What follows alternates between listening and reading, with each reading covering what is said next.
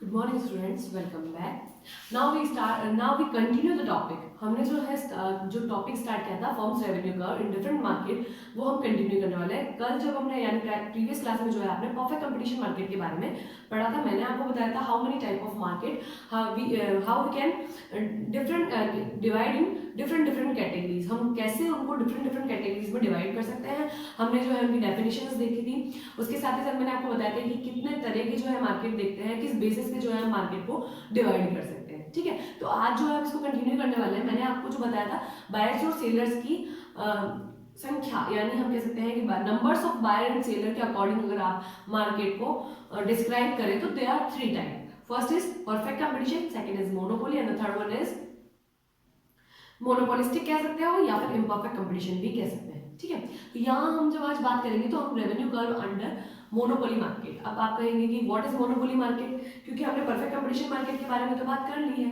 हमने बता दिया है कि वो होता क्या है, बट हमने अभी तक ये नहीं बताया कि मोनोपोली मार्केट होता क्या है। तो मोनोपोली मार्केट क्या होता है स्टूडेंट्स, यहाँ जो है buyer, only one buyer is available and the seller is many available. यहाँ पर हम कह सकते हैं कि बायर्स तो बहुत सारे होते हैं बट सेलर एक ही होता है, यानी वो एक ही गुड्स, कोई भी जो एक ही तरह की गुड वो बना रहा है, क्योंकि एक बायर एक ही तरह की गुड बना सकता है, तो वो जो गुड बना रहा है उसको डिफरेंट डिफरेंट प्राइसेस पे डिफरेंट डिफरेंट बायर्स को सेल कर सकता है। ठीक है, बेसिकली कहने का मतलब ये हुआ कि यहाँ पर एक ही बायर सेलर होता है, only one seller. First is only one seller, तो ओनली वन सेलर। ठीक है students, and the next one is goods are available here. तो गुड्स तो है पर एक ही तरह की होगी, कोई दिक्कत नहीं है, बिकॉज गुड्स भी ओनली वन टाइप। ठीक है, एंड द थर्ड इज वो डिफरेंट डिफरेंट प्राइसेस पे उसको सेल करता है। अगर आपने देखा होगा तो लास्ट वाले मार्केट में सेम प्राइस पर उसको सेल करना पड़ता था, यहाँ डिफरेंट डिफरेंट प्राइस पर वो सेल कर सकता है।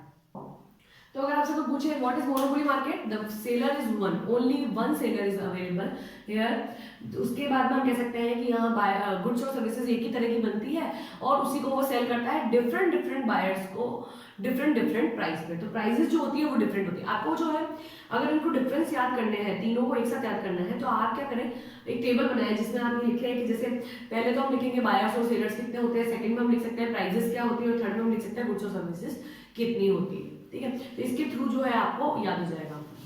अब यहाँ पे मैंने आपको बता दिया क्या होता है। अब इसका रेवेन्यू कर्व अगर आप देखेंगे तो कुछ इस तरीके का होगा जो हम देख रहे हैं। जैसे कि यहाँ पर जो है टीआर जो है इंक्रीज होता है, बट इंक्रीजिंग रेट इसकी बहुत ही कम होती चली जा रही है। इंक्रीजिंग रेट जैसे एमआर जो है 10, 8, 6 और 4 धीरे धीरे कम हो रही है, यहाँ एआर भी धीरे धीरे कम हो रहा है। तो दोनों ही कम होने, पहले वाली में आपने देखे थे कि दोनों ही जो है यहाँ पर हमारे सेम क्वांटिटी में थे और यहाँ पर जो है हमारे चेंज हो जाते हैं। तो यहाँ एमआर और एआर कुछ इस तरह की सिचुएशन में होते हैं। यहाँ एआर लिखेंगे आप, मैंने आपको बताया था एक्स और वाई पे लिखना कंपलसरी होता है, यहाँ जो है हम क्वांटिटी लिखेंगे। ठीक है, तो एआर और एमआर कुछ इस तरीके के यहाँ पर होते हैं, दोनों ही डिक्रीजिंग रेट में होते हैं। द लास्ट मार्केट क्या होता है, revenue curve under monopolistic market. Monopolistic market जो आपके रियल लाइफ में अवेलेबल होता है स्टूडेंट्स, ये जो है आपके इमेजिनेशन में होता है, बहुत ही रेयर जगह आपको ये देखने को मिलता है। मोनोपोली मार्केट आपने देखा होगा कि मोनोपोली जो है हमारे मार्केट में होना पॉसिबल नहीं है, कम होती है। मतलब अगर आप देखेंगे तो उसका एक आंशिक रूप यानी बहुत छोटा सा अगर हम देखते हैं तो मिल जाता है, बाकी आप नहीं मान सकते कि यहाँ पर मोनोपोली मार्केट मिलता है। हमारे यहाँ पर जो मार्केट होता है वो रियल लाइफ में मोनोपोलिस्टिक मार्केट अवेलेबल होता है। ठीक है, अब मोनोपोलिस्टिक मार्केट क्या होता है, जहां बायर्स और सेलर्स जो होते हैं वो दोनों ही एक लिमिटेड क्वांटिटी में अवेलेबल होता है। अगर अपन जैसे अपना पाली बाजार देखें तो लिमिटेड क्वांटिटी में जो है बायर्स और सेलर्स अवेलेबल है।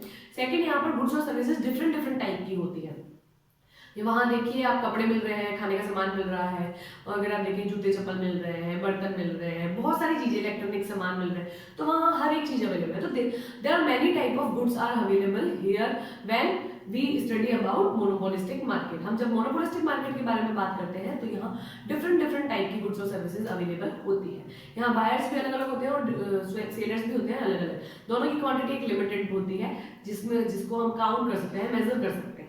ठीक है, और तीसरी चीज यहाँ ये होती है कि डिफरेंट डिफरेंट प्राइसेस पे सेल करते हैं। आपको जिस रेट पे पोसाता है, यानी आपको जिस रेट को सूटेबल लगता है उस रेट पर आप उसको सेल कर सकते हैं। आपने मार्केट में देखा होगा एक बेडशीट अगर एक दुकान पे 400 की मिल रही है तो सामने वाली दुकान पे हो सकता है 450 की मिले। तो वो डिपेंड करता है आप पे कि आपको अपना मार्जिन क्या रखना है अकॉर्डिंग टू योर प्रॉफिट, ठीक है, अकॉर्डिंग टू योर चॉइस।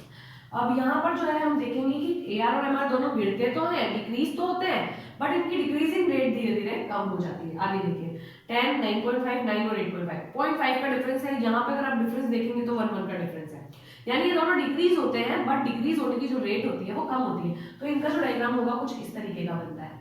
हवा में हम इसको कह सकते हैं, हमेशा ध्यान रखें MR AR से तेजी से गिरता है और तेजी से ही, सॉरी AR जो है MR से तेजी से गिरता है और तेजी से ही बढ़ता भी है, ठीक है। ये आ गया AR एंड MR,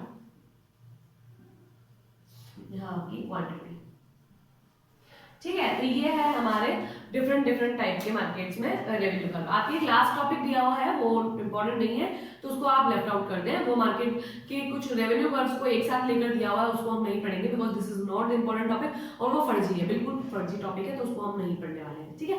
यहाँ पर जाकर आपका रेवेन्यू चैप्टर जो है खत्म हो जाता है। एक बार मैं फिर से रिमाइंड करा देती हूँ, हमने जो पढ़ा है वो रेवेन्यू से स्टार्ट किया था स्टूडेंट्स। रेवेन्यू क्या है, फिर हमने जो है रेवेन्यूज को देखा था कि यार MR और AR में, ठीक है, तीनों को हमने डिवाइड किया था। शॉर्ट टाइम में कैसे होते हैं, लॉन्ग टाइम में, तो यहाँ पर डिफरेंस नहीं होता है, यहाँ सेम होते हैं। जैसे कॉस्ट में पढ़ा था वैसे नहीं होता है, यहाँ पर सब सेम होते हैं, ठीक है।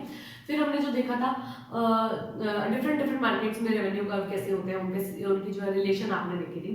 मैंने आपको बताया था मार्केट को अगर हम बेसिस पे कैटेगराइज करें तो 3 तरह के बेसिस आपको अवेलेबल हो जाएंगे। बायर्स और सेलर्स की क्वांटिटी के according numbers of buyers and sellers हो सकते हैं, वो आपको टाइम पीरियड के अकॉर्डिंग मिल सकता है, या फिर हम कह सकते हैं कि हमको जो है एरिया वाइज उसको डिवाइड करना है, ठीक है। तो ये सारी चीजें हमने देखी थी। उसके बाद में हमने परफेक्ट कंपटीशन मार्केट देखा था, उसके बाद हमने मोनोपोली देखा है और मोनोपोलिस्टिक देखा है, ठीक है। तीनों ही कर्व इंपॉर्टेंट कर्व है। याद रखें कि अगर आपको मार्केट आगे फ्यूचर में पढ़ना पड़ेगा, वो कंपलसरी पढ़ना पड़ेगा, अभी हटा दिया है, लेकिन अगर आप कॉलेज में BCom करते हैं, BA करते हैं, मार्केट बिना माइक्रो की बुक जो है वो अधूरी है। आपकी इस टॉपिक को हटाने से मुझे भी बहुत बुरा लगा कि ये टॉपिक क्यों हटाया गया, because this is the most important, this is the most interesting topic of this book. अगर हम कहें तो सबसे इंपॉर्टेंट, सबसे इंटरेस्टिंग और सबसे स्कोरिंग जो हम कह सकते हैं कि चैप्टर था वो हमारा मार्केट ही था। आपके वैसे भी कम था मार्केट और उसके साथ में और उसको हटा दिया, तो वो थोड़ा बुरा लगा, बट ठीक है, अब जो नहीं है तो नहीं पढ़ते, ठीक है। तो ये सारी चीजें आप देखें। अगर आपको लगता है कि आपको कुछ नहीं समझ में आता है तो आप अपनी कंफ्यूजन को क्लियर कर सकते हैं, ठीक है। Thank you students.